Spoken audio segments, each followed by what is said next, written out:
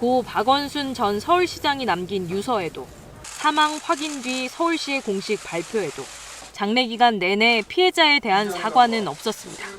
그에 대한 언급을 요구하면 도리어 무례한 걸로 취급됐습니다. 고인에 대한 의혹이 불거졌는데 혹시 여기에 대해서 당 차원에서 대응하실 계획은 있습니까? 그건 예의가 아닙니다. 애도가 강조되면서 피해 사실은 외면됐습니다. 장례가 끝난 뒤에도 서울시 부시장을 지낸 한 국회의원은 시장실 구조를 아는 입장에서 이해되지 않는 내용이 있었다라며 피해 사실을 의심하는 글을 올렸고, 온라인상에서는 차마 입에 담을 수 없는 피해자에 대한 2차 가해가 이어졌습니다.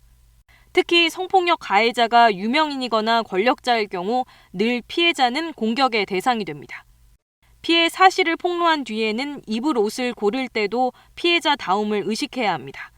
피해자 스스로 이른바 꽃뱀이 아니라는 걸 증명해야 하는 현실은 이번에도 마찬가지였습니다. 용기를 내 발언했던 미투 피해자들은 유사한 사건이 벌어질 때마다 또 다른 2차 가해에 직면합니다. 입장을 밝히고 누구 편인지 선택하라고 쏟아지는 요구에 서지영 검사는 여전히 한마디도 하기 어렵다라며 SNS 계정을 닫았습니다. 박원순 전 시장 건의 경우처럼 가해자가 숨졌을 때는 법적 판단조차 받을 수 없는 현실에 피해자는 또 한 번 무력감을 느낍니다. 지난주에도 전북 임실에서는 한 공무원이 상사에 의한 성폭력 피해 사실을 암시하는 문자를 남기고 숨진 채 발견됐습니다.